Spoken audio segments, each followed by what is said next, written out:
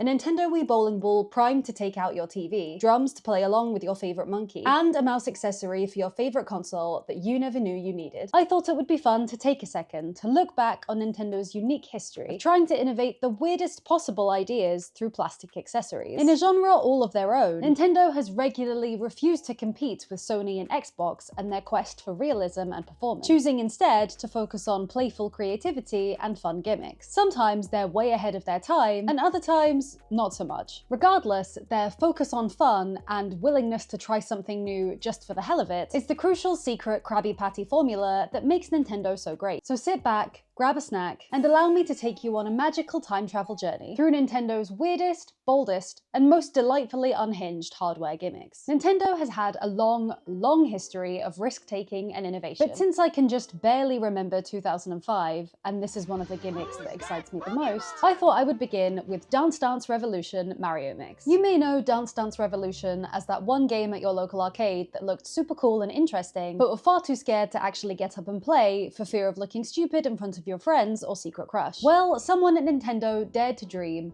what if we made this, but with Mario? Which is realistically always going to be a recipe for success in my book. Dance Dance Revolution Mario Mix was available for the Nintendo GameCube, and came with a Mario-themed dance mat as its plastic accessory of choice. It could also be played with a controller, but really that defeats the point. It featured a large number of iconic songs from previous Mario games, like Mario Kart Double Dash and Super Mario World, remixed into high-energy dance tracks for maximum groove. In typical Nintendo fashion, you progress through the story mode of this game as Mario, or Luigi, boogieing your way across the Mushroom Kingdom in order to recover the music keys that were stolen by Waluigi. Along the way, you face off in increasingly intense dance battles against Waluigi, Wario, and finally Bowser himself, who yes, also dances. Only by outgrooving your greatest enemies can you restore rhythm to the Mushroom Kingdom, and prove once and for all that Mario's got the moves. I haven't had the pleasure of playing this game personally, but I can only imagine how out of breath you'd be after making your way to the final boss of this game using the Mario dance pad. Part of Nintendo's secret strategy with some of these gimmicks does seem to be to get you to stop playing them after a certain amount of time, due to the difficulty of handling the accessories or the physical effort you need to exert while using them. I could never imagine Sony releasing something that intentionally makes you stop playing their console, and it also somehow working. In this way, Mario Mix feels like the start of a long, loving tradition of Nintendo releasing hardware, specifically designed by Mr. Nintendo himself, to trick me into doing exercise and taking better care of my body. There must have been something musical in the water in the early 2000s, because just a year before the release of Dance Dance Revolution Mario Mix, Nintendo released another music-based gaming gimmick for the GameCube, Donkey Kong Bongo drums. Sensing an opportunity for innovation, Nintendo encouraged you to cast aside your basic GameCube controller in favor of actual plastic bongo drums for you to slap with your hands like a caffeinated gorilla. DK Bongo drums were originally released alongside drum-based rhythm game Donkey Konga, similar to Taiko no Tatsujin, except Donkey Kong theme, and once again featuring an array of Mario music, as well as songs from Zelda, Kirby, and bangers of the moment like All the Small Things.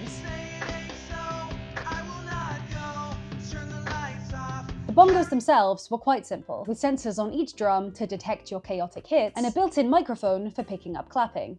But what Nintendo did with them next is where it starts to get weird. If rhythm games aren't really your thing, do not fear. Nintendo found a way to make you trade your hard-earned money for monkey bongos anyway. Rather than limiting the drums as a controller strictly for Donkey Konga 1 through 3, Mr. Nintendo dreamed up an entire Donkey Kong side-scrolling platformer that you could control exclusively with bongos. By smacking or holding the left or right drum, you can make Donkey Kong walk or run in either direction. Hitting both bongos simultaneously will allow you to jump, and clapping into the microphone will enable Donkey Kong to perform a special sound wave attack, or interact with the environment. Seeing as I was 5 when the release of Donkey Kong Jungle Beat rolled around, I haven't personally experienced the chaotic joy of controlling everyone's favorite gorilla through the power of music alone for 4 hours straight. But reception of the game was generally pretty good, with critics actually loving the bongo controls, and fans agreeing that levels were well crafted with the controller in mind. Clearly, Nintendo's creativity is not limited to hardware gimmicks. In an effort to promote the upcoming release of this game, 50 people in gorilla suits were hired to run the LA Marathon, while also wearing DK Jungle Beat t-shirts and carrying their very own pair of Donkey Kong bongos. If that doesn't encapsulate Nintendo's dedication to fun and whimsy, then I don't know what does. Next up in Nintendo's seemingly never-ending effort to make me look like an idiot while playing their games is the microphone that was included in the Nintendo DS. No, it might not be as glamorously bizarre as a monkey running a marathon with some bongos, but didn't I feel silly repeatedly calling for my Nintendog as a child while it decided decided to rudely ignore me and go and lick a puddle instead. Not happy with just how cool this handheld console was on its own, Nintendo decided an essential part of the DS's hardware kit would be a microphone that can detect speech, whispers, and what I assume was in theory supposed to be a gentle blowing, but was in reality me hyperventilating into my DS until I felt dizzy in order to make Mario jump in a minigame. This was a really enjoyable gimmick that Nintendo could easily not have bothered with. The Nintendo DS had enough going on its own, but it serves as an ode to Nintendo's commitment to creativity that they thought of so many different and fun ways to integrate this microphone into various games. I vividly remember both my Nintendog ignoring me and giving me attitude, as well as the microphone regularly malfunctioning. But when it worked, the way it was included in the games that utilized it really enhanced the fun and immersion I experienced while playing. Just when everyone thought gaming had reached its immersive peak, Nintendo regrouped and came up with a brand new way to trick the general public into doing cardio at home. Enter the Wii Balance Board. As well as having the unintended consequence of fat-shaming my 6-year-old self, the Wii Balance Board was the latest in Nintendo's plastic library that allowed you to learn yoga, ski, and hula hoop within the context of the Wii Fit game. This glorified plastic bathroom scale was capable of tracking shifts in the player's weight and center of gravity, so your whole body could be a controller. Sit down on the balance board and shift your weight to the left side, and just like that, you're steering a Rayman Rabbids down a ski slope in peak immersive fashion. There were a few games that used the balance board, most infamously Wii Fit for boxing, balance games, and the aforementioned weight tracking, as well as some of the Rayman Raving Rabbids minigames. You could even use it to race against other players in Mario Kart Wii, though that does sound about as difficult as trying to drive along Rainbow Road without falling off while blindfolded. The balance board was only one of many gimmicks that Nintendo creatively explored during the Nintendo Wii's lifetime. They really allowed themselves to let loose while working on this console. You could buy an entire plastic band set to play Guitar Hero with, use for a few hours, and then allowed to collect dust in your parents' living room, push the Wii sensor bar to its limits by playing Just Dance and Call of Duty with motion control aiming for maximum realism, and collect several extremely specific plastic accessories for Wii Sports, including a tennis racket, golf club, and even a frisbee attachment for Wii Sports Resort. But perhaps the most unhinged of all was this third-party Wii bowling ball. Okay, so this wasn't made by Nintendo themselves, but they didn't exactly stop this new and improved TV-destroying projectile from hitting the market and your parents' new plasma. So I'm holding them at least partially responsible. By placing your Wii remote inside this plastic contraption, you are free to unlock the experience of a professional bowler across any of the Wii's pin-based titles. According to marketing, this plastic ball completely redefines gameplay